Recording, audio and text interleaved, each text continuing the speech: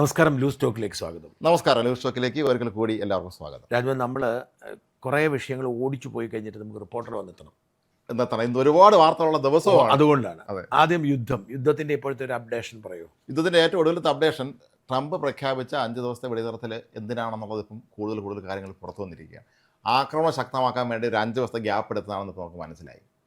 മാത്രമല്ല ഈ 48 മണിക്കൂർ മുന്നറിയിപ്പൊക്കെ പോയി. അത് കളഞ്ഞു. അത് കളഞ്ഞിട്ടാണല്ലോ അദ്ദേഹം പറഞ്ഞത്. 48 മണിക്കൂർ പിന്നെ ഏതാനും മണിക്കൂർ അവശേഷിക്കുമ്പോഴാണ് ഇത് പ്രഖ്യാപിച്ചത്. ഇപ്പോൾ ഇവർ ട്രാക്കർമാർ പറയുന്നത് ഈ ഇസ്രായേലിലേക്ക് നിരന്തരമായ അമേരിക്കയുടെ ട്രാൻസ്പോർട്ട് വിമാനങ്ങൾ പോയിക്കൊണ്ടിരിക്കുകയാണെന്നാണ്. ഒരുപക്ഷെ അത് ആയുധങ്ങളുമായി പോകുന്നതായിരിക്കാം. അതിൻ്റെ ഇടയിൽ ഒരു മാസത്തേക്ക് വെടിനിർത്തൽ പ്രഖ്യാപിച്ചിട്ടുണ്ടോ ട്രംപ്? ഒരു മാസം അത് ശ്രദ്ധിച്ചില്ലേ? അങ്ങനെ ഒന്നും ഉണ്ടായിരുന്നു. അങ്ങനെ ഉണ്ടായി. അതായത് ഒരു മാസം ഞാൻ വെടിനിർത്തൽ പ്രഖ്യാപിക്കാൻ പോവാണെന്ന് ട്രംപ് പറഞ്ഞിട്ടുണ്ട്. ട്രംപ് പറഞ്ഞ ഒരു അല്ല, എനിക്ക് തോന്നുന്നത് എന്ന് മാത്രമല്ല, ഇറാനിൽ നിന്ന് ഞങ്ങൾക്ക് ഒരു മനോഹരമായ സമ്മാനം കിട്ടിയിട്ടുണ്ട്. അത് ഭയങ്കര വാല്യൂ ഉള്ളതാണ്, അതിൻ്റെ വില വർണ്ണിക്കാൻ പറ്റത്തില്ല എന്നൊക്കെ പറഞ്ഞു. ഈ പറഞ്ഞത് എന്താണെന്ന് ചോദിച്ചപ്പോൾ ആളുകൾ ഉത്തരം പറഞ്ഞിട്ടില്ല. പക്ഷെ എനിക്ക് തോന്നുന്നത് നിനക്കിട്ട് പണി തരാം എന്നുള്ള ഒരു മുന്നറിയിപ്പാന്ന് തോന്നുന്നു. മാത്രമല്ല, ഇറാൻ കഴിഞ്ഞ ആഴ്ച പറഞ്ഞു നിങ്ങൾക്ക് ഒരു സർപ്രൈസ് ഞങ്ങൾ വെച്ചിട്ടുണ്ടോ, ട്രംപിന് സർപ്രൈസ് അവർ കൊടുത്തു കാണും. ടെക്സാസിലെ ഒരു റിഫൈനറി സ്ഫോടനോടെയായിരുന്നു, അമേരിക്കൻ ടെക്സാസിൽ. പക്ഷെ അമേരിക്ക പറഞ്ഞത് അത് സാങ്കേതിക പ്രശ്നം കൊണ്ടുണ്ടായതാണ്. ഏതാണ്ട് 2.5 ലക്ഷം ബാരൽ എണ്ണ ഒരു ദിവസം ഉൽപ്പാദിപ്പിക്കുന്ന ഒരു റിഫൈനറിയാണ്.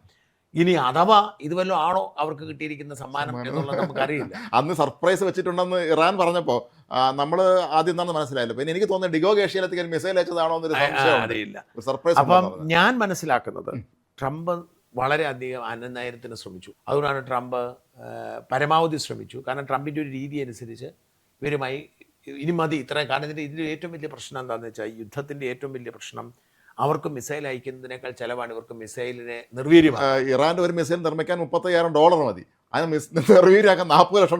അതാണ് ഒരു ഡ്രോണിന്. അപ്പൊ അത്തരം ഒരു സാഹചര്യത്തിൽ ഇവർക്ക് വലിയ ബാധ്യത. ഇറാൻ മിസൈൽ അയക്കുകയാണ്. അപ്പൊ ഈ സാഹചര്യത്തിൽ കോംപ്രമൈസിന് പരമാവധി ശ്രമിച്ചു. ഇത് നടക്കാതെ വന്നപ്പോൾ ഇവർ അറ്റാക്ക് ചെയ്യുന്നതോടുകൂടി എനിക്ക് തോന്നുന്നു തീർക്കാൻ തീരുമാനിച്ചെന്ന് തോന്നുന്നു. അപ്പൊ സൗദി അറേബ്യയിലെ സൽമാൻ രാജകുമാരനും പറഞ്ഞിട്ടുണ്ട് ഇതൊരു അവസരമാണ്. അങ്ങനെ പറ്റും. എന്താണെന്ന് വെച്ചാൽ സൗദിയുടെ ഇറാന്റെ പവർ ഇപ്പൊ ബോധ്യമായി. ഇറാൻ വളരെ പവർഫുൾ ആണെന്ന് ഞാൻ ഒരു വീഡിയോ പുറത്തുവിട്ടില്ല. അവരുടെ 48 ഭരണാധികാരികളെയും കൊന്നുകളഞ്ഞിട്ടും അവരുടെ സിസ്റ്റം റൺ ചെയ്യുകയാണ്. ഈ സാഹചര്യത്തിൽ ഇവർ ഇങ്ങനെയും മുമ്പോട്ട് പോയാൽ ചർച്ച ചെയ്ത പോലെ ഓരോന്നിനും ഓരോ ചുമതല കൊടുത്തവർ. ഈ സാഹചര്യത്തിൽ ഇവരിങ്ങനെ മുമ്പോട്ട് പോയാൽ എന്താ സംഭവിക്കാൻ പോകുന്നതെന്ന് വെച്ച് കഴിഞ്ഞാൽ, ഈ പശ്ചിമേഷ്യയിലെ രാജ്യങ്ങൾക്കെല്ലാം ഭീഷണിയാണ്, ഇസ്രായേലിന് മാത്രമല്ല. അതിന് അടിസ്ഥാനപരമായി ഇവർ ഈ സുന്നികൾ മുസ്ലിങ്ങളാണെന്ന് ഇവർ വിശ്വസിക്കുന്നില്ല. ഷിയാള കാര്യത്തിൽ ഭയങ്കര ഒരു സുപ്രമസി ആഗ്രഹിക്കുന്നവരാണ്. അവർ മെക്ക പോലും അവർ പിടിച്ചെടുക്കാൻ ശ്രമിക്കുകയാണ്. അത്തരമൊരു സാഹചര്യത്തിൽ എനിക്ക് തോന്നുന്നത് എന്താണെന്ന് വെച്ചാൽ, ഇവരുടെ എല്ലാം സമ്മർദ്ദപ്രകാരമായി എന്തായാലും തുടങ്ങാതിരിക്കും, യുദ്ധം തുടങ്ങിപ്പോയി ഈ വലിയ ഒരു നാശം ഉണ്ടാക്കാനുള്ള നീക്കമായിരിക്കും. അതുകൊണ്ട് ടൈം കിട്ടാൻ വേണ്ടിയിട്ടാണ് ഈ 5 ദിവസം ഗ്യാപ്പ് കിട്ടാൻ വേണ്ടി 5 ദിവസം, പിന്നെ ഒരു വർഷം എന്ന് പറഞ്ഞു. പിന്നെ അതിന് ഏറ്റവും രസകര കാര്യം എന്ന് വെച്ചാൽ 15 പ്ലാനൊക്കെ പ്രസിദ്ധീകരിച്ചു ട്രംപ്. അത് കണ്ടായിരുന്നു. 15-ൻ്റെ അകത്ത് ഒന്ന് അവർ പറഞ്ഞിരിക്കുന്നത് ഇറാൻ അവരുടെ ആണവ ഇത് തകർക്കണം, 2 ഈ ഹോർമോസ് ഒരു 3 അവരുടെ ദീർഘദൂര മിസൈലുകൾ. ഇതെല്ലാം ഇറാൻ സമ്മതിക്കും തോന്നുന്നുണ്ടോ? ഒരിക്കലും സമ്മതിക്കില്ല. അവരുടെ നിലനിൽപ്പിനെ ചോദ്യം ചെയ്യുന്ന സംഗതിയാണ്. ഇതെല്ലാം വെച്ചാണ് അവരിപ്പോൾ വിലപേശി. അപ്പോൾ എനിക്ക് തോന്നുന്നത് എന്താണെന്ന് വെച്ചാൽ, ഈ പദ്ധതിയൊക്കെ ഏകപക്ഷീയമായി ട്രംപ് പുറത്തേക്ക് വിടുമ്പോൾ ഇതിൽ നിന്നും ട്രംപ് ലക്ഷ്യം വയ്ക്കുന്നത്, ഞങ്ങൾ ചർച്ചയ്ക്ക് ശ്രമിച്ചു, ഞങ്ങൾ ആലോചന, ഇപ്പോൾ ഉള്ള പ്രോസസ് ഇപ്പോൾ ഇല്ലെജിറ്റിമേറ്റ് യുദ്ധമാണ്. ഇപ്പോൾ ട്രംപും അമേരിക്കയും ഇസ്രായേലും ഒരുമിച്ച് ചെയ്താണ്. ഇപ്പോൾ ഐക്യരാഷ്ട്രസഭയിലൊക്കെ ഇത് അവതരിപ്പിച്ച് ഈ സമയങ്ങൾക്കുള്ളിൽ ഐക്യരാഷ്ട്രസഭയുടെ ഒക്കെ അനുമതിയൊക്കെ മേടിച്ച് ഇവർക്ക് അറ്റാക്ക് ചെയ്യാൻ വേണ്ടിയിട്ടായിരിക്കും. കാരണം എന്താ വെച്ചാൽ ഇപ്പം നാറ്റോ പോലും പിന്തുണച്ചിട്ടില്ല. അതെ. അപ്പോൾ ഈ പിന്തുണയൊക്കെ കിട്ടാൻ വേണ്ടിയിട്ടായിരിക്കും പെട്ടെന്ന് ചർച്ച പ്ലാൻ ഇടുന്നു. ആ ചർച്ചയിൽ ഞങ്ങൾ ഇത് ഇന്ന കാര്യം പറഞ്ഞു. അപ്പോൾ അവരതിന് വിസമ്മതിക്കുന്നു. മാത്രമല്ല അവരെ പാരാട്രോപ്പേഴ്സിനെ അവിടെ എത്തിക്കാനുള്ള ശ്രമം നടത്തുന്നു അമേരിക്ക. 82 ബറ്റാലിയൻ്റെ അവിടെ എത്തിക്കാൻ. പക്ഷേ അതിന് പറയുന്നത് ഇങ്ങനെ ഇറക്കൽ അത്ര എളുപ്പമാവില്ലെന്നാണ്. കാരണം അവരുടെ അന്ന് ആ എണ്ണപ്പാടം സംരക്ഷിക്കാൻ വേണ്ടി 2000-ഓളം വരുന്ന അതിപ്രഗത്ഭരായ ഇറാൻ IRGCയിലെ ഏറ്റവും മിടുക്കന്മാരായ വലിയൊരു സംഘം സൈനികർ അവിടെ നിൽപ്പുണ്ടെന്നാണ്. അഥവാ ഇവർ വന്നവരെ കാർഗിൽ ഈ കാർഗ് ഞാൻ മനസ്സിലാക്കുന്നതനുസരിച്ച് കാർഗ് എങ്ങനെയും പിടിച്ചെടുക്കാൻ ഇവർ നീക്കം ചെയ്യുന്നത്. 90% എണ്ണ എവിടെ നിന്നാണ് വരുന്നത്? ഇറാൻ. അപ്പോൾ ഇവർക്ക് പറ്റുമായിരിക്കും. കാരണം ഇവർ ഈ ഇസ്രായേലിലും ഈ അയൽ രാജ്യങ്ങളിലെല്ലാം ഇപ്പം അയൽ രാജ്യങ്ങളും തയ്യാറാണ്. ഇതിൻ്റെ പ്രോബ്ലം എന്ന് വെച്ചാൽ ഇതുവരെയുള്ള ഘട്ടത്തിൽ ഈ ഖത്തറിൽ നിന്നോ അല്ലെങ്കിൽ സൗദിയിൽ നിന്നോ ബഹ്റൈനിൽ നിന്നോ അങ്ങോട്ട് അറ്റാക്ക് ഉണ്ടായിട്ടില്ല. ഇവരിങ്ങോട്ട് അറ്റാക്ക് ഇത് ഇന്റർസെപ്റ്റ് ചെയ്തോളായിരുന്നു. അപ്പം ഇനിയുള്ള ഘട്ടം എനിക്ക് തോന്നുന്നു ഇവരെല്ലാം കൂടി സംയുക്തമായി അറ്റാക്ക് ചെയ്തൊരു സാഹചര്യം ഉണ്ടായി. ഇവരെല്ലാവരും ആഗ്രഹിക്കുന്നു തിരിച്ചങ്ങോട്ട് ആക്രമിക്കണം തന്നെയാണ്. അങ്ങനെ സാഹചര്യം ഉണ്ടായി. ഇത് പിടിച്ചെടുത്ത് കൃത്യമായി ഇത് കാർഗ് പിടിച്ചെടുത്താൽ ഇറാന്റെ കാർഗ് പിടിച്ചെടുത്താൽ ഇറാൻ മുട്ടുകുത്തി 90% ഓരോ ക്രൂഡ് ഓയിൽ വരുന്ന അവിടെ നിന്നാണ്. അതായിരിക്കും, അത്തരത്തിലൊരു നീക്കമായിരിക്കും. എന്തായാലും വരും ദിവസങ്ങളിൽ വലുതായ എന്തൊക്കെയോ സംഭവിക്കാൻ പോകുന്നു എന്ന നിഗമനത്തിലെത്തി നമുക്ക് ആ യുദ്ധത്തിൽ നമുക്ക് അടുത്ത മുനീറിലേക്ക് പോകാം. വലിയൊരു കേരള രാഷ്ട്രീയത്തിൽ ഉണ്ടല്ലോ, എന്തൊരു മാനവികതയാണ് നമ്മൾ മുസ്ലിം ലീഗിൽ നിന്ന് ചെയ്തേക്കുന്നത്. കൃത്യമായി അവരുടെ ഏറ്റവും വലിയ നേതാവായിരുന്ന ലീഗിൻ്റെ CH എന്ന് പറഞ്ഞ അവരുടെ ഏറ്റവും പ്രധാനപ്പെട്ട നേതാവ്, അദ്ദേഹത്തിൻ്റെ മകനൊരു പ്രതിസന്ധി വന്നപ്പോൾ പാർട്ടി ഇടപെട്ട് പൈസ അടച്ചു എന്നുള്ളത് അല്ല, അത് വലിയൊരു കാര്യമായിട്ട് എനിക്ക് തോന്നിയില്ല. നേരത്തെ ചെയ്യേണ്ടതായിരുന്നു. അതെ ഇതിൻ്റെ അത്ര പ്രശ്നം. എനിക്ക് വളരെ ഹൃദയബന്ധമുള്ള മനുഷ്യനാണ് ഡോക്ടർ മുനീർ. നമ്മൾ മുസ്ലിം ലീഗിൻ്റെ ഒരു നേതാവാണ് എന്ന് നമുക്ക് തോന്നത്തില്ല. അദ്ദേഹം ഭയങ്കര സ്വാത്വികനായ, ഉയർന്ന മതേതര ബോധമുള്ള, എന്നാൽ അടിയുറച്ച വിശ്വാസമുള്ള CH അതേ ലൈൻ തന്നെയാണ്. CH അത്ര മിടുക്കില്ല. അതെ, CH എന്ന് പറഞ്ഞാൽ ഒരു പ്രഗത്ഭനായിരുന്നു, തലക്കനം ഉണ്ടായിരുന്നു. ഇദ്ദേഹം അങ്ങനെയല്ല. ഇദ്ദേഹം സൗമ്യനാണ്. ഇദ്ദേഹം CHന്റെ മകൻ എന്ന പരിഗണന അങ്ങനെ പോയെന്നേ ഉള്ളൂ. പക്ഷെ തൊട്ടതെല്ലാം നഷ്ടക്കച്ചവടമായിരുന്നു. അത് നഷ്ടമായി. പിന്നെ അദ്ദേഹം ആശുപത്രി നടത്തുന്ന നഷ്ടമാണ്, എന്തെല്ലാം ഇതെല്ലാം നഷ്ടമാണ്. അപ്പോൾ അദ്ദേഹം അങ്ങനെ വരുത്തി വെച്ച് വലിയൊരു കടബാധ്യതയാണ്. ഈ കടബാധ്യത ഇദ്ദേഹത്തിന് ഉണ്ടെന്ന് ഇവർക്കൊക്കെ പലർക്കും അറിയാമായിരുന്നു. അത് ഇദ്ദേഹത്തിന് ഇത് മാത്രമല്ല ബാധ്യത, ഇന്ത്യ വിഷന്റെ ബാധ്യത മുഴുവൻ കിടക്കുകയാണ്. അപ്പോൾ ഇദ്ദേഹം ജീവിതം മുഴുവൻ കൊണ്ട് അദ്ദേഹത്തിന് ബാധ്യത തീർക്കാൻ പറ്റത്തില്ല. അപ്പോൾ ഇപ്പോൾ പെട്ടെന്ന് ഈ ഇലക്ഷൻ സമയത്ത് ഇത് വെളി വന്നപ്പോൾ, ഈ ജപ്തി വരികയും ചെയ്തപ്പോൾ പെട്ടെന്ന് മുഖം രക്ഷിക്കാൻ വേണ്ടി ചെയ്തതാണ്. എന്നാലും CHന്റെ ആ വീട് കസന്റ് ഹൗസ് എന്ന് പറയുന്നത് നമുക്കറിയാം, കോഴിക്കോട്. ഞാൻ പോയതാണ്. ഞാൻ അദ്ദേഹത്തെ പോയി ഇപ്പം അദ്ദേഹം ഈ വലിയ ഗുരുതരമായ ഒരു അവസ്ഥയിലുണ്ട്. അതായത് ബോധമില്ലാതെ കുറെ ദിവസം ആശുപത്രി കിടന്നു, കോഴിക്കോട് ഹോസ്പിറ്റലിൽ കിടന്നു. അത് കഴിഞ്ഞ് അദ്ദേഹം ജീവിതത്തിലേക്ക് തിരിച്ചു വന്നപ്പോൾ ഞാൻ അദ്ദേഹത്തെ പോയി കണ്ടു. ഈ നേഴ്സുമാരുടെ സമരം നടന്നല്ലോ, ആ നേഴ്സുമാരുടെ സമ്മേളനം നടന്നപ്പോൾ ഞാൻ കോഴിക്കോട് ഈ മുനീർ സാഹിബിൻ്റെ വീട്ടിൽ പോയിട്ട് മുനീർ സാഹിബിനെ കണ്ടു. മുനീർ സാഹിബിനെ കണ്ടപ്പം വയ്യ നടക്കാൻ, അദ്ദേഹം ഇരിക്കുവാണ്. സംസാരിക്കുമ്പോഴൊക്കെ അദ്ദേഹത്തിന്റെ ശരിയേ ഉള്ളൂ, അങ്ങ് മെലിഞ്ഞുണങ്ങി ഇങ്ങനെ ഇല്ല, ഇത്രയായി, തീരെ വയ്യ. അദ്ദേഹത്തിന് പ്രമേഹം ഭയങ്കരമായിട്ട് കൂടുതലാണ്. എത്രയോ യൂണിറ്റ് ഇൻസുലിൻ എടുത്തു. നേരത്തെ അദ്ദേഹം പ്രമേഹ രോഗിയാണെന്നുണ്ട്, ചെറുപ്പത്തിൽ അതെന്നാന്ന് വെച്ചാൽ ഈ ഇവർക്കൊന്നും ജീവിതത്തെ ശൈലിയെ നിയന്ത്രിക്കാൻ പറ്റിയിട്ടില്ലായിരിക്കും. അതുകൊണ്ടായിരിക്കും ഇത്രയും രോഗമൊക്കെ വന്നിരിക്കുന്നത്. അപ്പം ഞാനന്ന് അദ്ദേഹത്തിൻ്റെ ഈ പ്രമേഹത്തിന് ഈ പ്രകൃതി ചികിത്സയുടെ വേണ്ട കാര്യങ്ങളൊക്കെ ചെയ്തു കൊടുത്തിട്ടുണ്ട്. നടന്നോന്ന് എനിക്കറിയത്തില്ല. CH അന്തരിക്കുമ്പോൾ വലിയ സാമ്പത്തിക ബാധ്യതയിലായിരുന്നാണ് കേട്ടിട്ടുള്ളത്. അത് അന്ന് ലീഗ് നേതൃത്വം ഇടപെട്ടാണെന്നാണ് അവർ. അല്ല, ഈ മകനെ പഠിപ്പിച്ചൊക്കെ ചെയ്ത സർക്കാരാണ്. അന്ന് അദ്ദേഹം ഉപമുഖ്യമന്ത്രി ആയിരുന്നല്ലോ അമേരിക്കൻ സമയത്ത്. അപ്പം അദ്ദേഹം സർക്കാരാണ്, K കരുണാകരനാണ്. മാത്രമല്ല അന്ന് നിൽക്കുന്ന മുനീർ കേരളത്തിന് പുറത്ത് ബാംഗ്ലൂരിലെ മറ്റേ പഠിക്കാൻ അദ്ദേഹത്തിന് നമ്മുടെ നാട്ടിലെ മെഡിക്കൽ കോളേജിലേക്ക് അഡ്മിഷൻ മാറ്റി കൊടുക്കുകയും എല്ലാ സഹായങ്ങളും സർക്കാർ അന്ന് ചെയ്തു കൊടുത്തിരുന്നു. എന്തായാലും മുനീറിൻ്റെ ഞാനിതിൻ്റെ അകത്ത് കാണുന്ന ഒരു പാഠം എന്താണെന്ന് വെച്ചാൽ, 2 തവണ 3 തവണ മന്ത്രിയായിരുന്നു, ഇപ്പോഴും MLA, ഒരു മുഖ്യമന്ത്രിയുടെ മകൻ. അദ്ദേഹത്തിന് കടബാധ്യത കാരണം വീട് ജപ്തി ചെയ്ത സാഹചര്യം എന്ന് പറഞ്ഞാൽ വളരെ മാതൃകാപരമായ ഒരു പൊതുപ്രവർത്തനം. ശരിക്കും നമ്മുടെ നാട്ടിലെ എത്ര ഈ പൊതുപ്രവർത്തകർ നമ്മൾ ഒന്ന് എടുത്തു നോക്കിയാൽ നമ്മൾ ഒന്നുമില്ലാത്തവർ പോലും ഒരു ജോലിയും ചെയ്യാത്ത ഇന്നോവ ക്രിസ്റ്റ കാറും. ഇന്നോവ ക്രിസ്റ്റൊന്നും അല്ല, ഇവിടെ അല്ലേ ഇന്നോവ ക്രിസ്റ്റ. ഇവരൊക്കെ വെളിയിലേക്ക് പോയി കഴിഞ്ഞാൽ എന്താണെന്നറിയോ, മക്കളെല്ലാം വിദേശത്തൊക്കെ സെറ്റിൽ ചെയ്തിരിക്കുന്ന, അടിച്ചു മാറ്റുന്ന വലിയ പണ്ഡിതന്മാരാണ് ഇവരെല്ലാം. നമ്മൾ അച്യുതമേനോൻ ഡയറക്റ്റ് കുറിപ്പുകൾ കൊണ്ട് കലാനിലൊന്നും ഓർമ്മയുണ്ടോ? അത് വായിക്കുമ്പോൾ നമ്മൾ അത്ഭുതപ്പെട്ടു. ഒരു മുഖ്യമന്ത്രിയായിരുന്ന മനുഷ്യനാണ്, പെൻഷൻ കിട്ടിയിട്ടില്ല, അപ്പോൾ അതൊരു മരുന്ന് വായിക്കുന്നത് കുറച്ച് പെൻഡിങ്ങിൽ വെച്ചു എന്നൊക്കെ. അങ്ങനെ ഒരു കാലം ഉണ്ടായിരുന്നു. അങ്ങനെ ഒരു കാലം. ഞാൻ അച്യുതമേനോൻ മാത്രമല്ല, ഞാൻ എപ്പോഴും പറയാറില്ലേ, ഈ സുരേന്ദ്രനാഥ് MP ആയിരുന്ന ആളാണ്. ഞാൻ അദ്ദേഹത്തെ, ഞാൻ യാത്ര ചെയ്യുന്ന ബസ്സിൽ അദ്ദേഹം കൈ കാണിച്ചിട്ട് നിർത്താതെ പോയിട്ട് ഞാൻ ചാടി എണീറ്റ് ബെല്ലടിച്ച് നിർത്തി അദ്ദേഹത്തെ കയറ്റിയിട്ടുണ്ട്. പൂജപ്പുര ജഗതി, ഞാൻ പൂജപ്പുര താമസിക്കുക വർഷങ്ങൾക്ക് മുമ്പ്. അപ്പൊ അദ്ദേഹം കൊണ്ട് കൈ കാണിച്ച് വിട്ടുപോയി. ഞാൻ എഴുന്നേറ്റ് ബെല്ലടിച്ചു. ഞാൻ നിങ്ങൾ എന്നെ പറഞ്ഞു, അദ്ദേഹം ഇവിടുത്തെ മുൻ MP ആയിരുന്നു പറഞ്ഞു. അപ്പൊ ഇവര് നിർത്തി, ഇവര് പേടിച്ചു. അദ്ദേഹം ഓടി വന്നിട്ട് അദ്ദേഹം ആരും പരാതി. ഇത് തന്നെയായിരുന്നു ഗോവിന്ദപിള്ള, അതെ മേഡം ഇങ്ങനെ അമ്മായിപ്പൻ, ശിവൻകുട്ടിയുടെ അമ്മായിപ്പൻ.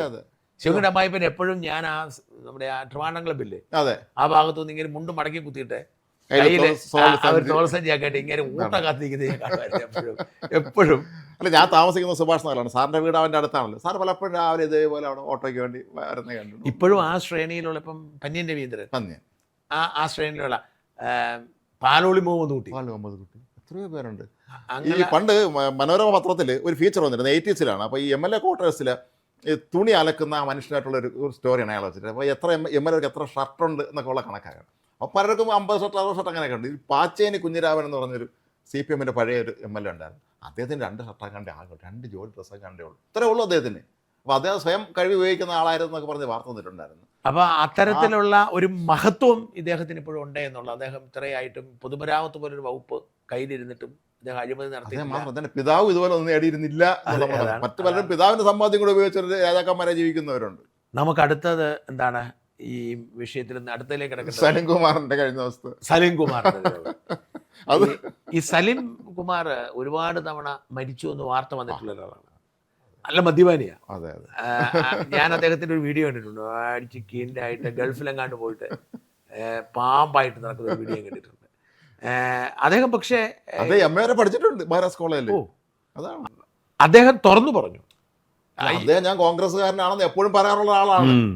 ഈ തെരഞ്ഞെടുപ്പ് കാലത്ത് ഇവരെല്ലാം ഇടതുപക്ഷത്തെ ഭയന്ന് കഴിയുമ്പോൾ ഈ ജോയി മാത്യു അങ്ങനെയാണല്ലോ, തുറന്നു പറയുന്നത്. അതെ അതെ ജോയി മാത്യു പച്ചയ്ക്ക് പറഞ്ഞു. എന്നോട് പറഞ്ഞു എന്നെ ഞാൻ കഴിഞ്ഞ ദിവസം അദ്ദേഹം എന്നോട് പറഞ്ഞു, ജോയി മാത്യുവിനോട് പറഞ്ഞു, ഏത് കാളകൂടെ വിഷം വന്നാലും വേണ്ടില്ല, ഈ ഭരണമൊന്നും മാറണമെന്ന് പറഞ്ഞു. എനിക്ക് അദ്ദേഹം കുറച്ചൊക്കെ ഒരു അനുഭാവിയായിരുന്നു. അല്ല, പഴയ നക്സലായിരുന്നു, തന്നെയാണ്. പഴയ നക്സലൈറ്റ് ആയിരുന്നു. എങ്ങനെയാണ് അദ്ദേഹം നക്സലൈറ്റ് ആകുന്നത്? സമൂഹത്തിന്റെ തിന്മകൾക്കെതിരെയാണല്ലോ ഒരാൾ. എനിക്ക് നക്സലൈറ്റോടുള്ള അനുഭവം, ഇവരെയൊക്കെ വെടിവെച്ചാലും എനിക്ക് വിഷമമാണ്. കാരണം ഒരാൾ നക്സലൈറ്റ് ആകുന്ന എപ്പോഴാണ്? ഈ സമൂഹത്തിലെ അനീതിക്കെതിരെയും ഈ അസമത്വത്തിനെതിരെയും നിലപാടെടുക്കുമ്പോൾ നക്സലൈറ്റ് ആവുന്നത്. ആ ആശയത്തിന് പുറത്താലും വെടിവെച്ചൂല എന്ന് പറഞ്ഞാൽ ഭയങ്കര കഷ്ടമാണ്. മാത്രമല്ല അന്നത്തെ കാലത്ത് 70-കളിലൊക്കെ തന്നെ 60-കളിൽ സമൂഹത്തിലെ ക്രീമായിരുന്നു, അല്ലെങ്കിൽ ഒരു ഏറ്റവും മിടുക്കന്മാരായിരുന്ന ആളാണ് ഇതിന്റെ SFI സെക്രട്ടറി ആയിരുന്നു ഫിലിപ്പം പ്രസാദ്. പ്രസാദ് സാർ ഞാനും തമ്മിൽ നല്ല അടുപ്പായിരുന്നു. ഇപ്പം അദ്ദേഹം മാവേലിക്കര ഭാഗത്തും കണ്ട് സായി ഒരു ഒറ്റപ്പെട്ട അദ്ദേഹത്തിന്റെ വൈഫ് നേരത്തെ മരിച്ചു പോയിരുന്നു. പിന്നെ അദ്ദേഹത്തിന് പിന്നീടൊരു വൈഫ് ഉണ്ടായിരുന്നു. കുടുംബജീവിതത്തിൽ ചെറിയ പ്രശ്നമൊക്കെ ഉണ്ടായിരുന്നു. അദ്ദേഹത്തിന് വേറൊരു ബന്ധം ഉണ്ടായിരുന്നു. അവർക്കൊരു കൊച്ചുണ്ട്. അത് കഴിഞ്ഞപ്പോൾ അദ്ദേഹം ഇവിടെ ഒറ്റപ്പെട്ട് ഒരിടത്ത് കഴിയുകയാണെന്നാണ് ഞാൻ മനസ്സിലാക്കുന്നത്. മാവേലിക്കര ഭാഗത്താണ് നേതാവ് വർഗീസ് അഭിയത്ത കമ്മ്യൂണിസ്റ്റ് പാർട്ടിയുടെ ഓഫീസ് സെക്രട്ടറി ആയിരുന്നു. കണ്ണൂരാണോ കോഴിക്കോടാണെന്ന് എനിക്കറിയില്ല. ഇവരെല്ലാം കമ്മ്യൂണിസ്റ്റുകാരായിരുന്നു. ഈ കമ്മ്യൂണിസ്റ്റിന്റെ വഴിവെഴുത്ത പോക്കിൽ പ്രതിഷേധിച്ചാണ് ഇവർ പലരും നക്സലൈറ്റുകളായി മാറിയത്. അല്ല, ഇതിന്റെ ഒരു പുതുരൂപമാണ് ഈ KT മുകുന്ദനും കുഞ്ഞികൃഷ്ണനും ഒക്കെ കലഹിക്കുന്നത്. TP ചന്ദ്രശേഖരനൊക്കെ കലഹിക്കുന്ന ഭരണം കിട്ടിയപ്പോഴാണ് ഇവർക്ക് മനസ്സിലായി ഇതൊരു സുഖമുള്ള പരിപാടിയാണ്. പിണറായി അധികാരത്തിൽ വന്നപ്പോഴാണ് ഈ അധികാരത്തിന്റെ പരമകോടിയിലെത്തിയത്. ഇതിന്റെ ഏറ്റവും സങ്കടം കഞ്ചാവും ലഹരി എല്ലാ ഇടപാടും നമ്മളെ വെട്ടിക്കൊല്ലുന്ന വല്ല ഉറപ്പുണ്ട്. കാർ നടന്നിട്ട് വെട്ടിക്കൊല്ലുന്നു, ആരെയും പോലീസുകാരെ വിട്ടു, പോലീസുകാരെ തല്ലുന്നു. എന്തായാലും സലീം കുമാർ വെട്ടി തുറന്ന് പറയാനുള്ള സലീം കുമാറിന്റെ ആ ഒരു ധൈര്യം നമ്മൾ അഭിനന്ദിക്കാതെ. കാരണം നമ്മൾ ഒരു സാംസ്കാരിക നായകനാണ്, നമ്മൾ ഇടതുപക്ഷക്കാരനാണ്. നേരത്തെ കേരള കോൺഗ്രസ്സുകാരായിരുന്നവർ മറ്റേ കോൺഗ്രസ്സുകാരായിരുന്നവരൊക്കെ തന്നെ പിന്നീട് ഒരു സംസ്കാര രംഗത്ത് കയറുമ്പോൾ ഞാൻ ഇടതുപക്ഷക്കാരൻ പറഞ്ഞു. അപ്പൊ എന്തായാലും സലീം കുമാറിന് ഒരു ബിഗ് സല്യൂട്ട്. തീർച്ചയായും. പിന്നെ പറയേണ്ട ഒരു സംഗതി അബിൻ വർക്കി താരമായതാണ്.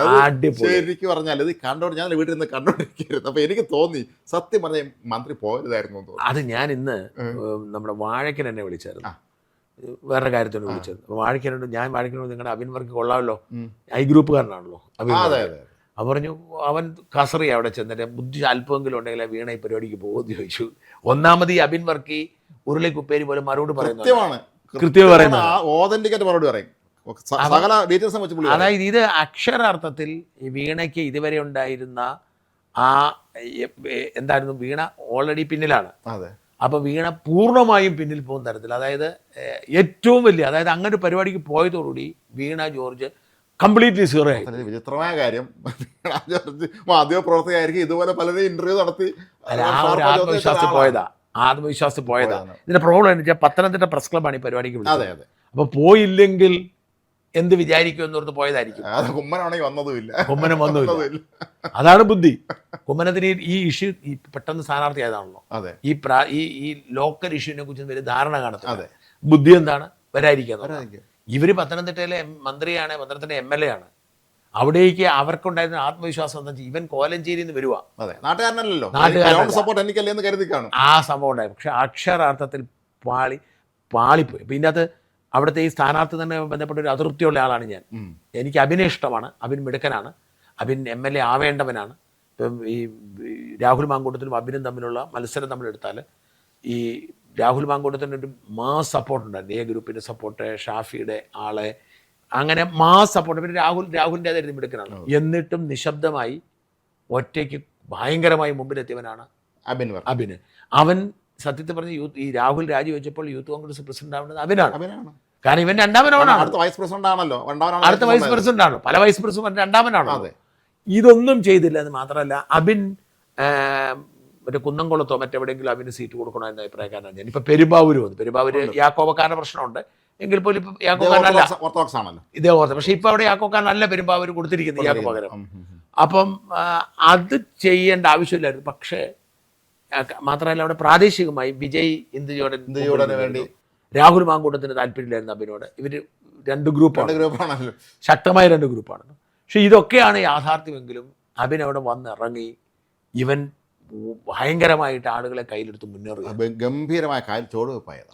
അപ്പൊ അതിന് ഒരു ശക്തി കൂട്ടുന്ന തരത്തിലായി പോയി. മാത്രമല്ല മന്ത്രിയുടെ ബോഡി ലാംഗ്വേജ് അവരാകെ പതറിയ അവസ്ഥയിലാണ് ഇരിക്കുന്നത്. ഇദ്ദേഹം ചോദിക്കുന്നതിനൊക്കെ പിന്നെ വയറ്റിൽ കത്തറിയിരുന്നു. അപ്പൊ ഞാൻ മന്ത്രി അയക്കുന്ന സമയത്തല്ല. അങ്ങനെയാണെങ്കിൽ സ്വാഭാവികം ചോദ്യം ശൈലജ കുറ്റം വരുള്ളൂ. എന്തായാലും അഭിനും വലിയ അഭിവാദ്യങ്ങൾ. ആ തുടക്കം ഗംഭീരമായി. നമ്മളെല്ലാം ഈ നാട് മുഴുവൻ ആഗ്രഹിക്കുന്ന ഒരു കാര്യമാണ് വീണ ജോർജ് തോൽക്കണമെന്നത്. അപ്പോൾ ആ ദൗത്യം ഏറ്റെടുത്തത് നല്ലതാണ്. ഇനി കുമ്മനത്തിന്റെ പ്രകടനം നമ്മൾ കാണാനിരിക്കുന്നതേ ഉള്ളൂ. കാരണം കുമ്മനത്തിനെ സംബന്ധിച്ചിടത്തോളം അദ്ദേഹം നേരത്തെ ആറന്മുള കേന്ദ്രീകരിച്ച് മറ്റു കാര്യങ്ങളും പ്രവർത്തിച്ചിട്ടുണ്ട്. മാത്രമല്ല കുമ്മനം നല്ല നേതാവ്, ജനങ്ങൾക്കിടയിൽ നല്ല മനുഷ്യനുമാണ് അദ്ദേഹം. എനിക്ക് ആകപ്പാടെ പേടി കുമ്മനവും അഭിൻ വർക്കിയും തമ്മിലുള്ള മത്സരത്തിനിടയിൽ ഈ പെണ്ണുപിള്ള കയറിപ്പോന്നുള്ളതാണ്. അത് മാത്രമേ ഉള്ളൂ എൻ്റെ ഒരു ആശങ്ക. നമ്മുടെ വിഷയത്തിലേക്ക് നമ്മൾ കടന്നില്ലെങ്കിൽ സമയം തീർന്നു പോകും.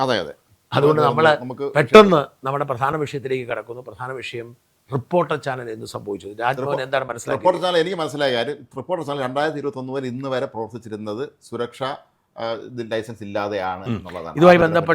ഇതുമായി ബന്ധപ്പെട്ട് ചോദിക്കാൻ എന്ത് സംശയം ചോദിക്കുക, എനിക്കറിയാവുന്നതുകൊണ്ട് പറയാം. എന്താണ് അതിന്റെ അടിസ്ഥാനപരമായി ഇതിന്റെ ഒരു ഇന്നലെ ഹൈക്കോടതിയിൽ കേന്ദ്ര സർക്കാർ INB മിനിസ്ട്രി അവരെ എന്താണെന്നുള്ള അവരെ നിലപാട് ഇതിൽ വ്യക്തമായി കഴിഞ്ഞു. ഇതിൻ്റെ അകത്ത് ഇത് വളരെ കോംപ്ലിക്കേറ്റഡ് കാര്യം. ഇന്നലെ ചാനലുകൾ വന്നപ്പോഴും ഇന്ന് പത്രത്തിൽ വന്നപ്പോഴും ആളുകൾക്ക് പിടികിട്ടിട്ടില്ല. മനസ്സിലായിട്ട് എന്താണ് സംഭവം? ആളുകൾ പിടികിട്ടാത്തതിന്റെ കാരണം എന്താണെന്ന് വെച്ചാൽ നമ്മുടെ മുമ്പിൽ മീഡിയ വണ്ണിന്റെ കേസുണ്ട്.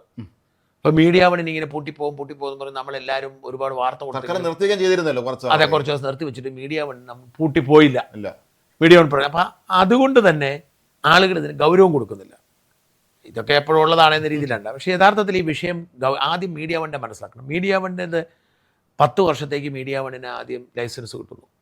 ഈ 10 വർഷം പൂർത്തിയാക്കിയിട്ട് ലൈസൻസ് പുതുക്കാൻ കൊടുത്തപ്പോഴാണ് നിഷേധിക്കുന്നത്. ജമാഅത്ത് ഇസ്ലാമി എന്ന് പറയുന്നത് ഒരു പൊളിറ്റിക്കൽ ഇസ്ലാമിൻ്റെ ടൂളാണെന്നും അങ്ങനെ ജമാഅത്ത് ഇസ്ലാമിയുടെ ഒരു ഒരു ഒരു പബ്ലിസിറ്റി ആം എന്ന നിലയിൽ ഇങ്ങനെ ചാനൽ നടത്താൻ പാടില്ല സ്റ്റാൻഡായിരുന്നു. പക്ഷേ സുപ്രീം കോടതി എത്തിയപ്പോൾ സുപ്രീം കോടതി ഇവിടെ പലപ്പോഴും ഈ ഹമാസുമായി ബന്ധപ്പെട്ട് ഇവിടെ ആളുകൾ പ്രശ്നം ഉണ്ടാക്കുമ്പോഴേ ഞാൻ ഈ പലരോടും ചോദിക്കുകയാണ്, എന്നോട് വളരെ ഹമാസ് ഭീകരന്മാരെ നമ്മൾ ഭീകരന്മാരെന്ന് പറയുന്നത്, ഹമാസ് ഭീകരന്മാരെ പിന്തുണയ്ക്കുന്ന ഇവരെ എന്തെങ്കിലും കേസ് എടുക്കുന്നില്ല എന്നൊക്കെ പലരും നമ്മളോട് ചോദിക്കാറുണ്ട്. പക്ഷേ മറന്നുപോകാത്ത ഹമാസിനെ ഇന്ത്യ ഭീകര പ്രസ്ഥാനമായി പ്രഖ്യാപിച്ചിട്ടില്ല. പ്രഖ്യാപിക്കാത്തത്തോളം കാലം ഹമാസിന്റെ ആൾക്കും ഇവിടെ വരാം. മാത്രമല്ല ഞങ്ങൾ നേരത്തെ ചാനൽ ജോലി ചെയ്യുന്ന സമയത്ത് ഗൾഫിലെ റിപ്പോർട്ടർമാർ പ്രത്യേകം പറയും, നിങ്ങളുടെ വാർത്തയിൽ നമ്മുടെ വാർത്തയിൽ ഒരു കാരണവശാലും ഹമാസ് ഭീകരൻ എന്നുള്ള വാക്ക് ഉപയോഗിക്കും. ഹമാസ് എന്ന് പറഞ്ഞാൽ മതി, അവർ ചില ഭാഗത്തായി പോകുമെന്ന് പറഞ്ഞാൽ അകത്താവും. അപ്പൊ അതുകൊണ്ട് ഇത്തരത്തിലുള്ള ഒരു പ്രശ്നം കൊണ്ടാണ് മീഡിയ വണ്ണിന്റെ പ്രവർത്തനം ഹൈക്കോടതി സുപ്രീം കോടതി. പക്ഷെ ഇത് വ്യത്യസ്തമാണ്. ഇതെന്ന് പറഞ്ഞാൽ നമ്മൾ മനസ്സിലാക്കേണ്ടത് 2011 നികേഷ് കുമാർ ഈ ചാനൽ തുടങ്ങുന്നത്. അങ്ങനെ 2011 നികേഷ് കുമാർ ചാനൽ തുടങ്ങുമ്പോൾ അതിൻ്റെ ഡയറക്ടർമാരെന്ന് പറയുന്നത് നികേഷും ഭൈരറാണിയുമാണ്. പക്ഷേ മെയിൻ ഇൻവെസ്റ്റർ എന്ന് പറയുന്നത് ഒരു ലാലിയാണ്, ഇപ്പോഴത്തെ CP മാത്യു എന്ന് പറയുന്ന ഇടുക്കി DCC പ്രസിഡന്റിന്റെ ഭാര്യ ഞങ്ങളുടെ കുറച്ചേറെ സഹപ്രവർത്തകരായിരുന്നു ലാലിയ. അപ്പം ലാലിയായിക്കും CP മാത്യുവിനും ഒരുപാട് സ്വത്തുണ്ട്. ഈ സ്വത്തിന്റെ ബേസിലാണ് ഈ ലോൺ എടുത്തതും മുഴുവൻ സൗത്ത് ഇന്ത്യൻ ബാങ്കിൽ നിന്നൊക്കെ ലോൺ എടുത്തതും ഈ കമ്പനി. അപ്പം ഈ ലാലിയായിക്കായിരുന്നു ഏറ്റവും വലിയ ഷെയർ ഹോൾഡർ ലാലിയായിരുന്നു. ഈ നികേഷും റാണിയും ചെറിയൊരു ഷെയർ മാത്രമേ ഇതിനകത്തുണ്ടായിരുന്നു, അങ്ങനെ വന്നിരിക്കും. അപ്പൊ ഇത് കഴിഞ്ഞിട്ട് ഇവർ ഈ ലാലിയ ഡയറക്ടർ ബോർഡിൽ ഉണ്ടാവുന്ന കാര്യത്തിൽ പക്ഷേ എല്ലാം ഒപ്പക്കിട്ട് കൊടുത്താണ് പക്ഷേ ഡയറക്ടർ ലിസ്റ്റ് വന്നപ്പം ലാലിയ ഇല്ല, പേരില്ല, ലാലിയ പൈസ ഇല്ല. മുടക്കിയ ആൾ ഡയറക്ടർ കൂടെ ഇല്ല. ലാലിയ ഇല്ല. പക്ഷെ ഷെയർ ഹോൾഡർ എന്ന നിലയിൽ ലാലിയയ്ക്കാണ് ഷെയർ കൂടുതൽ. അങ്ങനെ മുമ്പോട്ട് പോയി. ഇത് ലാലിയ പിന്നീട് അറിയുന്നത് ഇവരില്ലെന്നൊക്കെ. ലാലിയ അന്നേരം അറിഞ്ഞൊന്നുമില്ല, എല്ലാം ഒപ്പിട്ട് കൊടുക്കുന്നുണ്ടായിരുന്നു. അതായത് ഇത് മൊത്തം കമ്പനി നിയമങ്ങളല്ലേ ഈ കാര്യം, കമ്പനി നമ്മൾ അറിയില്ലല്ലോ. ലാലിയ എല്ലാം ഒപ്പിട്ട് കൊടുക്കുന്നുണ്ടായിരുന്നു. അപ്പോൾ ഇത് കഴിഞ്ഞ് ഇത് കുറേ കാലം മുമ്പോട്ട് പോയി. അവസാനം അയാൾ ഇലക്ഷന് മത്സരിച്ചു. ഇതെല്ലാം കഴിഞ്ഞ് കൈ വരാൻ തുടങ്ങി. അയാൾ വിൽക്കാൻ തീരുമാനിച്ചു കഴിഞ്ഞപ്പോഴത്തേക്കാണ് ലാലിയയ്ക്ക് പിടി കിട്ടുന്നത്. ലാലിയ ഇതിൻ്റെ അകത്ത് ഡയറക്ട് ബോർഡ് ഇല്ലെന്നും. അപ്പോഴേക്കും എനിക്കൊന്ന് റിപ്പോർട്ടിന് ഡൗൺഫാൾ ആരംഭിച്ച് കഴിഞ്ഞു. അത് മാത്രം അതിന് മുമ്പ് തന്നെ ഇവർ നിരവധി ആളുകളെ അതിലേക്ക് കൊണ്ടുവന്നു. നമ്മുടെ ചിക്കിങ്ങിലെ മൻസൂർ, അങ്ങനെ അസൽ ഹോംസുകാരനെ, അങ്ങനെ ഒരുപാട് പേരെ ഇവർ ഈ ഇതിലേക്ക് കൊണ്ടുവന്നിരുന്നു. അപ്പോൾ ഇവർ പലരെയും സെറ്റിൽ ചെയ്ത് വിട്ടു, പലരെയും ഭയപ്പെടുത്തി വിട്ടു. അങ്ങനെ ഒരു സാഹചര്യം കൊണ്ടുപോയി കഴിഞ്ഞിട്ട് ലാലിയ കേസിന് പോയി. അപ്പോൾ ലാലിയ ടെക്നിക്കലി ഒരു 80% ഷെയർ ലാലിയുടേതാണ്. പക്ഷേ ഇവരതിനകത്ത് മാനിപ്പുലേഷൻ നടത്തി ലാലിയയുടെ ഷെയർ 5% 6% കുറച്ചു, ഒറ്റയടിക്ക് മാനിപ്പുലേഷൻ കുറച്ചു. അപ്പോൾ ലാലിയ തൊടുപുഴ കോടതിയിൽ കേസ് കൊടുത്തു. അതിന് ക്രിമിനൽ കേസും ഉണ്ടായിരുന്നു, സിവിൽ കേസും ഉണ്ടായിരുന്നു. ആ കേസുകൾ ഇങ്ങനെ നീണ്ടുപോകുന്ന സമയത്ത്, നികേഷിന്റെ പേരിൽ ഈ കേസ് നീണ്ടുപോകുന്ന സമയത്ത് ലാലിയ 2021 ഈ ലൈസൻസ്, ബ്രോഡ്കാസ്റ്റിംഗ് ലൈസൻസ് പുതുക്കാൻ നേരം കേന്ദ്ര സർക്കാരിന് കത്തയച്ചിട്ട് അത് തടഞ്ഞു വെച്ചിരുന്നു. പക്ഷേ ഈ 2021 തന്നെ ഇത് പുതുക്കി കൊടുത്തില്ല. അപ്പോൾ എഫക്റ്റീവ്ലി 2023 മുതൽ 26 വരെ 5 കൊല്ലവും ഇത് ബ്രോഡ്കാസ്റ്റിംഗ് ലൈസൻസ് ഇല്ലാതാണ് പ്രവർത്തിച്ചത്. ഒന്നാമത്തെ കാര്യം, ബ്രോഡ്കാസ്റ്റിംഗ് ലൈസൻസ് ഇല്ലാതെ ഒരു ചാനലായിരിക്കും 5 കൊല്ലം. ഇനി രണ്ടാമത്, ഇനി അടുത്ത ഇവർ ഒന്നാമത് കിടക്കുന്നു. 2, ഇതിനോടൊപ്പം ഉള്ളൊരു സംഭവമാണ് ഈ സെക്യൂരിറ്റി ക്ലിയറൻസ്. ഈ സെക്യൂരിറ്റി ക്ലിയറൻസ് പറഞ്ഞാൽ ഈവൻ നമുക്ക് പത്രം തുടങ്ങണേ പോലും സെക്യൂരിറ്റി ക്ലിയറൻസ് ആണ് വളരെ പ്രധാനമാണ്. ചെറിയ മാസിനാണെങ്കിൽ പോലും സെക്യൂരിറ്റി ക്ലിയറൻസ്. അപ്പം ഈ സെക്യൂരിറ്റി ക്ലിയറൻസ് ഇവർക്കുണ്ടായിരുന്നു. ആർക്ക്? നികേഷിനുണ്ടായിരുന്നു ആദ്യം. ആ നികേഷിനുണ്ടായിരുന്ന ലാലിയ വെച്ചാണ് നികേഷിന് സെക്യൂരിറ്റി ക്ലിയറൻസ് എടുത്തത്. പക്ഷേ ഇത് ഇവർ കമ്പനി അങ്ങോട്ട് കൈമാറാൻ തീരുമാനിക്കുള്ളൂ. ഇവർക്ക് പറ്റുന്നൊരു പണി എന്താണെന്ന് വെച്ചാൽ ഈ ഇവരുടെ കമ്പനി ഉണ്ടല്ലോ, അതായത് നികേഷ് ഡയറക്ടർ ആയിരിക്കുന്ന ഇൻഡോ ഏഷ്യ എന്ന് പറയുന്ന സാധനം, ഇൻഡോ ഏഷ്യ എന്ന് പറഞ്ഞ ആ കമ്പനിയിൽ ഇവർക്ക് ഷെയർ മേടിച്ചിട്ട് അങ്ങ് മാറിയാൽ മതി. അതാണ് പ്രശ്നം. പക്ഷേ ഈ സഹോദരങ്ങൾക്ക് ഷെയർ മേടിക്കാൻ പറ്റത്തില്ല. കാരണം ഇവന്മാർ 100,000 തട്ടിപ്പ് കേസിൽ പ്രതികളാണ്. കേസ് പ്രതിയായാലും സംഗതി നടക്കില്ല, പ്രത്യേകിച്ച് ടെലികാസ്റ്റിംഗ് സ്ഥാപനം. അപ്പോൾ അവരെന്ത് ചെയ്തു? അതുകൊണ്ട് റിപ്പോർട്ടിംഗ് ബ്രോഡ്കാസ്റ്റിംഗ് കോർപ്പറേഷൻ പറഞ്ഞൊരു കമ്പനി രജിസ്റ്റർ ചെയ്ത് അതിൽ ഇവന്മാർക്ക് ഉടമസ്ഥാവകാശമില്ല. ആർക്ക്? ഈ കമ്പനിയുടെ മാനേജിംഗ് ഡയറക്ടർ എന്ന് പറയുന്ന, ചെയർമാൻ എന്ന് പറയുന്ന ഇവന്മാർക്ക് ആർക്കും ഇല്ല. ഇവന്മാരുടെ ബന്ധുക്കൾ, അളിയന്മാരോ ഭാര്യമാരുടെ അനിയത്തി, അങ്ങനെയുള്ള ആളുകളെ, ഒരു മെൽബിനും ഒരു ജോസും, അങ്ങനെ കുറച്ച് പേരെല്ലാം കൂടെ കൂടിയാണ് ഇൻഡോ ആഫ്രോ അല്ല ഈ റിപ്പോർട്ടിംഗ് ബ്രോഡ്കാസ്റ്റിംഗ് കോർപ്പറേഷൻ നടത്തുന്നത്. എന്നിട്ട് നമ്മൾ കരുതിയിരുന്നത് ഇതിന് കേന്ദ്ര സർക്കാരിന്റെ അംഗീകാരമില്ല. അല്ല, അവിടെയാണ്. അപ്പൊ ഈ കമ്പനിക്ക് പ്രത്യേകിച്ച് ഒരു കമ്പനി മാത്രം, ഒരു കമ്പനി നടത്തി അതിന്റെ ഇടപാടുകളിലല്ല നടക്കുന്നത്, അതിലേക്കാണ് പണം വരുന്നത്, പോകുന്നതൊക്കെ കമ്പനിയിലാണെന്നുള്ളൂ. പക്ഷേ ഈ കമ്പനിക്ക് ലൈസൻസ്, അപ്പൊ 2 കാര്യങ്ങൾ ഓർക്കണം. ഒന്ന്, ബ്രോഡ്കാസ്റ്റിംഗ് ലൈസൻസ് നികേഷിന്റെ പേരിലാണ്. 2, ഇവർക്ക് ഈ ചാനൽ ഇങ്ങോട്ട് കൈമാറണമെങ്കിൽ, അതായത് നികേഷിന്റെ പേരിലുള്ള ഈ സാധനം ഇവർക്ക് അഗസ്റ്റിൻ ബ്രദേഴ്സിന് പറ്റത്തില്ല. അവരുടെ ബിനാമി ടീമുകൾക്ക് നടത്തണമെങ്കിൽ 2022 വരെ നിലവിലുള്ള നിയമം അനുസരിച്ച് നിങ്ങൾക്കൊരു ലൈസൻസ് ഉണ്ടെങ്കിൽ ആ ലൈസൻസ് ലീസിനെടുത്തോ അല്ലെങ്കിൽ വാങ്ങിയോ വേറെ ഒക്കെ നടത്താം. ഇഷ്ടംപോലെ കച്ചവടം നടത്തിയ ആളുണ്ട്, ഇഷ്ടംപോലെ ലൈസൻസ് കയ്യിൽ വെച്ചാൽ ലൈസൻസ് ഇരിക്കുന്നത്. ആ, അപ്പൊ അങ്ങനെയാണ് ജനപ്രിയ എന്ന് പറഞ്ഞ മുരളീധരന്റെ പേരുള്ള ഒരു ചാനലാണ് ലീസിനെടുത്തിട്ടാണ് ശ്രീകണ്ഠൻ 24 തുടങ്ങി. അപ്പൊ എന്താ കൂടെ വെച്ചാൽ നമുക്കിപ്പോൾ എനിക്ക് മറുനാടൻ മലയാളി എന്ന് പറഞ്ഞ ചാനൽ തുടങ്ങണമെങ്കിൽ പറ്റും. ഏതെങ്കിലും ലൈസൻസ് മേടിച്ചിട്ട് ആ ലൈസൻസിലായിട്ട് പ്രവർത്തിക്കുന്ന, പക്ഷേ മറുനാടൻ TV എന്നായിരിക്കും കാണുന്നത്. എന്നാൽ 2022 നിയമം മാറി. ഒരാൾക്ക് ലൈസൻസ് കിട്ടിയാൽ അയാൾ ആ ലൈസൻസ് മാത്രം പാടില്ല നിയമം കൊണ്ടുവന്നു. അപ്പൊ അതിനുശേഷം 2023 ഈ റിപ്പോർട്ടിംഗ് ബ്രോഡ്കാസ്റ്റിംഗ് കോർപ്പറേഷൻ വാങ്ങുന്നത്. നിയമപരമായി ഈ ഉടമസ്ഥാവകാശം, അതായത് ചാനൽ ലൈസൻസ് നികേഷിന്റെയും ഭാര്യയുടെയും കയ്യിലാണ്. 1. 2, ഈ സെക്യൂരിറ്റി ക്ലിയറൻസ് എടുക്കേണ്ടത് ആരാണ്? ഈ ചാനൽ നടത്തിപ്പുകാരാണ്. നിയമപരമായി സെക്യൂരിറ്റി ക്ലിയറൻസ് എടുക്കേണ്ടത് നികേഷും സംഘമാണ്.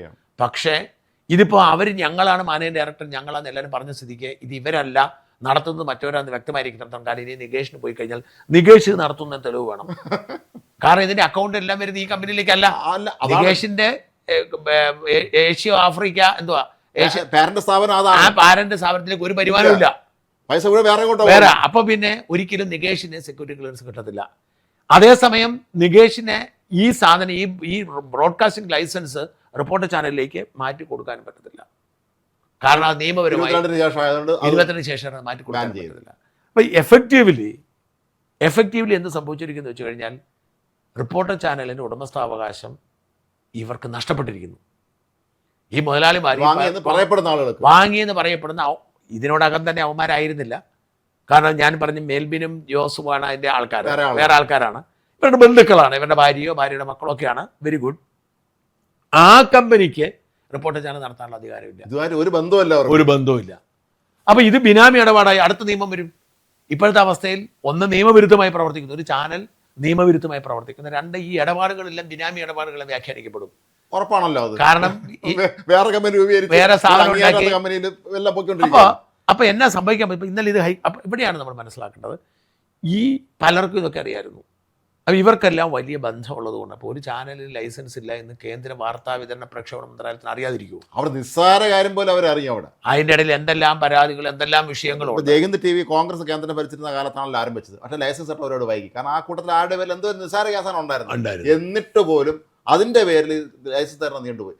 കേന്ദ്ര ആഭ്യന്തര മന്ത്രാലയത്തിന്റെ സംബന്ധിച്ചിടത്തോളം രാജ്യം ആര് ഭരിക്കുന്നുള്ളതല്ല, അവർ തീരുമാനമെടുത്ത് ഉദ്യോഗസ്ഥന്മാരാണ് തീരുമാനിക്കുന്നത്. ആർക്ക് തടയാൻ പറ്റും? എന്നിട്ടും ചെയ്തില്ല എന്ന് പറയുമ്പോൾ ഇവരുടെ ഇവന്മാരുടെ ഇൻഫ്ലുവൻസ്, രണ്ട്, ഇങ്ങനെയൊക്കെയാണ് പല മേഖലയും പോയിക്കൊണ്ടിരിക്കുന്നത്. അപ്പോൾ ഇവിടെയാണ് ഇവർ കാണിച്ച അബദ്ധം. ഇവന്മാരെന്നിട്ട് എന്താ ചെയ്തതെന്ന് വെച്ചാൽ ഈ റിപ്പോർട്ടർ ചാനലിലുള്ള കുഴപ്പമാണ് നമ്മൾ മനസ്സിലാക്കേണ്ടത്. ഇവർ ആരെക്കുറിച്ചും എന്ത് വ്യാജ കഥയും പറയും, എന്തും, അതായത് യാതൊരു ഉളുപ്പമില്ലാതെ ആരെക്കുറിച്ചും എന്ത് വൃത്തികേടും എന്ത് നുണയും പറയും. അപ്പോൾ ഈ നുണപ്പറച്ചിലിനും 4 കുഴപ്പങ്ങളുണ്ട്. ഒന്ന്, ഏത് വ്യാജവും വാർത്തയാവും, ഏത് കളവാർത്തയാവുമല്ലോ, ഏതൊരാളുടെ പക വീട്ടും. ഇപ്പം എന്നിട്ട് ഇവന്മാർ കൊണ്ട് ബാംഗ്ലൂർ കോടതി കൊണ്ട് കേസ് കൊടുക്കുക, നമുക്കെതിരെ ഒരു 3-4 കേസ് കൊടുത്തിട്ടുണ്ട്. അപ്പോൾ ഇത്തരത്തിൽ അവരുടെ ഇത് കാണിക്കുന്ന ആളുകളെ ശല്യം ചെയ്യുകയും ഈ ഇല്ലാത്തപ്പോൾ എനിക്ക് ഏറ്റവും സങ്കടം തോന്നിയൊരു കാര്യം വെച്ചാൽ ഈ മുട്ടിൻ മരമ്പൂർ കേസ് അന്വേഷിക്കുന്ന ബെന്നി എന്ന് പറയുന്ന പീഡന കേസ് ഏറ്റവും സത്യസന്ധനായ ഉദ്യോഗസ്ഥൻ, ആ ഉദ്യോഗസ്ഥനെ കൂരാച്ചുണ്ടുകാരൻ, ആ ഉദ്യോഗസ്ഥനെ മോശക്കാരനാക്കാൻ വേണ്ടിയിട്ട് ഈ അയാളുടെ മേൽ പീഡന കേസ് ഉണ്ടാക്കി പരാതി കൊടുപ്പിച്ച് വാർത്തയാക്കി. എന്തിനാ വെച്ചാൽ അയാളെ കുടുക്കി അന്വേഷണത്തിൽ മാറണം. അയാളുടെ ബുദ്ധിയിലാണ് DNA പരിശോധന. ഇങ്ങനെ ആർക്കെതിരെ എനിക്കെതിരെ എന്തോ ഓരോ വാർത്ത വരാറുണ്ട്. ആ TV പ്രസാദ് എന്ന് പറഞ്ഞൊരു കക്ഷിയുണ്ട് അവരുടെ, അയാളാണ് ഈ വഴി തോന്നി കൊട്ടേഷൻ എടുത്ത് ചെയ്യുന്ന രീതിയിലാണ്. അപ്പം എനിക്ക് രാത്രി മറ്റേ പിടിച്ചോണ്ട് പോയ സമയത്തെ അന്ന് ഇവരോട് വന്നിട്ട് എന്തൊക്കെയോ ഭയങ്കര ഇപ്പോൾ എല്ലാ ജാമ്യവും റദ്ദാവും, ഉടനടി അകത്തേക്ക് പോയി. ഇവർ എത്ര തവണ അകത്ത് വിട്ടു. അപ്പൊ ഇവർ യാതൊരു മര്യാദയും ഇല്ലാത്ത തരത്തിൽ ഇവന്മാർ ഒരു വശത്ത് നടക്കും. രണ്ടാമത്, ഇതിന് ഏറ്റവും വലിയ പ്രത്യാഘാതം എന്ന് പറയുന്നത് ഏഷ്യാനെറ്റിനെ പോലുള്ള മനോരമയെ പോലുള്ള ചാനലുകൾക്ക് പോലും കുറച്ചൊക്കെ മാറ്റി പിടിക്കേണ്ടി വരുന്നത്. കാരണം ഇവർ ബാർക്ക് റേറ്റിംഗ് മുമ്പിൽ വരുമ്പോൾ കള്ളം പറയുമ്പോഴേ പിന്നെ അവരെ കള്ളം എടുക്കേണ്ടി വരികയാണ്. ഈ അടുത്ത കാലത്ത് കെ സുധാകരൻ പാർട്ടി ഉണ്ടാക്കുമെന്ന് പറഞ്ഞു കൊണ്ടുവന്ന് ഈ റിപ്പോർട്ട് തുടങ്ങിവിട്ട കഥ എല്ലാവരും പിടിച്ചു. റിപ്പോർട്ടും കള്ളക്കഥ അടിച്ചു. സുധാകരൻ മത്സരിക്കാൻ പോകുന്നു, അദ്ദേഹം പാർട്ടി രൂപീകരിക്കാനുള്ള കാര്യങ്ങൾ ചോദിക്കുന്നു, അവിടെ ഉണ്ടാക്കുന്നു, എനിക്ക് എന്റെ വഴി തയ്യാറാക്കുന്നു. ഈ തെരഞ്ഞെടുപ്പിന് മുമ്പ് ശ്രദ്ധിച്ചാൽ മതി, ഈ തെരഞ്ഞെടുപ്പ് പ്രഖ്യാപിക്കുന്നതിന് മുമ്പ് എല്ലാ ദിവസവും റിപ്പോർട്ടർ ചാനലിൽ സ്ഥാനാർത്ഥി പ്രഖ്യാപനം നടത്തുമായിരുന്നു. ഇതൊന്നും പിന്നീട് നിൽക്കുന്നില്ല. അവർക്ക് ആ ഒരു ദിവസം എങ്ങനെയെങ്കിലും ഓടിക്കണം. അപ്പോൾ ഇത്തരത്തിൽ വന്ന് മറ്റ് ചാനലുകളെ സ്വാധീനിക്കുന്ന ഒരു സാഹചര്യമുണ്ട്. ബാർക്കനീര് മത്സരം ഇതിനേക്കാളൊക്കെ അന്യായം എന്ന് വെച്ചാൽ ക്രിമിനലുകൾ, അതായത് നിരവധി ക്രിമിനൽ കേസിൽ പ്രതിയായിരിക്കുന്ന തട്ടിപ്പ് നടത്തുന്ന ആളുകൾ ഇവിടെ വന്ന് കോട്ട് സൂട്ട് വിട്ടിട്ട് അവിടെ വന്നിട്ട് വലിയ ചാരിത്ര പ്രസംഗം നടത്തി, താത്വിക വിലയിരുത്തൽ നടത്തി. അതായത് മലയാളിയെ കളിയാക്കുന്ന തരത്തിൽ ഇവന്മാർ മാറിപ്പോയി. ഇത് മാത്രമല്ല, ഇവരെന്താ ചെയ്തതെന്ന് വെച്ചാൽ പിണറായിയെ അങ്ങ് കൂട്ടുപിടിച്ചു. എല്ലാ തോന്നിയാസത്തിനും പിണറായി വിജയൻ പിന്തുണ കൊടുക്കും. മാത്രമല്ല നമ്മൾ TV ഓൺ ചെയ്ത് കഴിഞ്ഞാൽ ആദ്യം പോകുന്ന റിപ്പോർട്ടർ ചാനലിലേക്ക് മാറ്റുകയില്ല. അപ്പോൾ ഇത്തരത്തിലുള്ള എല്ലാ കൊള്ളരുതായ്മകളും കാണിക്കുന്ന ഒരു ചാനലിന് ഒരു കൃത്യമായൊരു പൂട്ട് ഇവർ ആ രീതിയിൽ പോയി കിറ്റക് സാബുവിന് പുറത്തു വെച്ചു. സാബു മൂർഖൻ പാമ്പാണ്. സാബു എന്ന് പറഞ്ഞാൽ ഈ ആരെയും കൂസാത്ത മൂർഖൻ പാമ്പാണ്. സാബുവിൻ്റെ ചേട്ടൻ ബോബി അങ്ങനെയല്ല, ശാന്തശീലനാണ്, സൗമ്യനാണ്. അവിടെ ഇവിടെയും തൊടാതെ പുള്ളി പോകാൻ പുള്ളി എല്ലാ രാഷ്ട്രീയക്കാർക്കും സംഭാവനയൊക്കെ കൊടുക്കും. അതിൽ പുള്ളി അത് CPM ആനും കൊടുക്കും. സാബു അങ്ങനൊന്നുമില്ല. സാബുവിന് നിലപാടുണ്ട്, ആ നിലപാടനുസരിച്ച് സാബു നിൽക്കത്തുള്ളൂ. അപ്പോൾ ഈ സാബുവിനെയൊക്കെ ചൊറിഞ്ഞപ്പോൾ സാബു ഇതങ്ങ് പിടിച്ചു. സാബുവിനെ സംബന്ധിച്ചിടത്തോളം അതേ കമ്പനി നിയമങ്ങൾ ഇതിന്റെ ഇത് മാത്രമല്ല, ഈ സാബുക്ക് എന്ന് പറഞ്ഞാൽ എങ്ങനെയാണെന്ന് വെച്ചാൽ ഇവരാളെ വെച്ചിട്ട് കൃത്യമായിട്ട് അങ്ങ് ചെയ്യും. ഇപ്പം ഞാൻ പറഞ്ഞ PV അൻവറിനെ പൂട്ട് ചെയ്ത് ഞാൻ പറഞ്ഞില്ല, ഒരു മുരുകേഷ്, റീഗൽ ശ്രീധരന്റെ മരുമകൻ. ഇയാളെന്താ ചെയ്തത്? മുരുകേഷ് ശമ്പളം കൊടുത്ത് കൊള്ളാവുന്ന ആൾക്കാരെ വിവരശേഖരണത്തിനും നിയമകാര്യങ്ങൾക്കും വെച്ചു. എന്നിട്ട് ഇവനെ അങ്ങ് പൂട്ടാൻ തീരുമാനിച്ചു. പിന്നോലെ നടക്കുക. അതായത് ഇയാൾ എവിടെ പോയാലും അവിടെ ആളുണ്ട്, അൻവറിന്റെ പുറകെ ഇവന്മാരുടെ ആളുകളുണ്ട്. അങ്ങനെ ഇസ്രായേൽ പോലെ വിട്ടു. അങ്ങനെ ഇയാൾ മുറുക്കിയിട്ടുണ്ടല്ലോ. ഈ കക്ഷി മത്സരിക്കുന്നൊക്കെ പറഞ്ഞോണ്ട് ഇയാളുടെ 5 പൈസ ഇല്ല. ഇയാൾ ഈ മത്സരിക്കുന്നത് തന്നെ, അൻവർ മത്സരിക്കുന്നത് തന്നെ ഇയാളുടെ ഈ സാമ്പത്തിക ഇടപാടുകൾക്ക് സുഗമമായി പോകണ അധികാരമോട് ചേർന്ന് നിൽക്കണം. അധികാരം ഇല്ല, ഇയാൾ പുറത്താക്കപ്പെട്ടാൽ ഇയാൾ കൊടുക്കാനുള്ള കടക്കാരെല്ലാം കൂടെ കൊടുത്തു തീർന്നു. അസറ്റ്സ് ഉണ്ട്, പക്ഷേ എല്ലാം ബാധ്യതകൾ, ലയബിലിറ്റികൾ അതിനേക്കാൾ കൂടുതൽ. ടാക്സ് അടയ്ക്കാറില്ലല്ലോ, കാരണം ടാക്സ് അടയ്ക്കാൻ ലാഭമില്ല ഇയാൾക്ക്. അപ്പം ഇത്തരത്തിൽ ഇയാൾ കയറി ഈ സാബ് കുറെ മുറുക്കി. സാബ് വന്നിട്ട് ഹൈക്കോടതി കൊണ്ട് കേസ് കൊടുത്ത കേസിൽ അത് സാബ് പറഞ്ഞിരിക്കുന്നത് ഇവർക്ക് ലൈസൻസ് ഇല്ല, സെക്യൂരിറ്റി ക്ലിയറൻസ് ഇല്ല. ഗുരുതരമായ ഒരു കുറ്റമാണ്. കേന്ദ്ര സർക്കാർ നോട്ടീസ് അയക്കുന്നു ഹൈക്കോടതി. കേന്ദ്ര സർക്കാർ വന്ന് അതാണ് ഇന്ന് സംഭവിച്ചത്. കേന്ദ്ര സർക്കാർ സത്യവാങ്മൂലം കൊടുത്തു, ഞങ്ങളെ സുരക്ഷാ ക്ലിയറൻസ് ഇല്ല. ഏറ്റവും ബേസിക് കാര്യങ്ങളൊന്നതാണ് സുരക്ഷാ ക്ലിയറൻസ് ഇല്ല എന്ന് പറഞ്ഞു. അപ്പം അങ്ങനെ ഈ സുരക്ഷാ ക്ലിയറൻസ് ഇല്ല എന്ന് പറഞ്ഞതോടുകൂടി എന്ത് സംഭവിച്ചു? ഇവന്മാരുടെ അടപ്പ് പൂട്ടുന്നു. ഇനി വരാൻ പോകുന്ന ദിവസങ്ങളിൽ ഏപ്രിൽ 2 ഞാൻ കണ്ടു വെച്ചിരിക്കുന്നത്.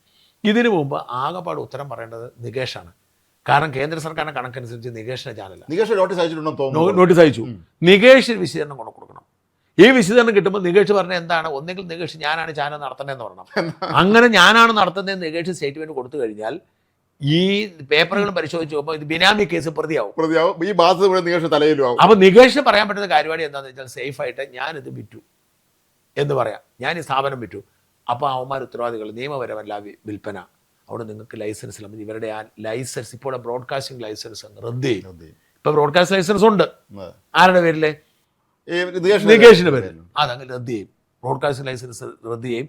സുരക്ഷാ സെക്യൂരിറ്റി ക്ലിയറൻസ് ഇല്ലാത്തതുകൊണ്ട് അതിന് പേര് നടപടി ഉണ്ടാവും. അപ്പോൾ കേന്ദ്ര സർക്കാർ നോട്ടീസ് കൊടുക്കും, അടച്ചുപൂട്ടുക, നിങ്ങൾ നിയമവിരുദ്ധമായി പ്രവർത്തിക്കുന്നു, അടച്ചുപൂട്ടുക എന്ന് നോട്ടീസ് കൊടുക്കും. മീഡിയ മണ്ണ് വന്ന മാതിരി.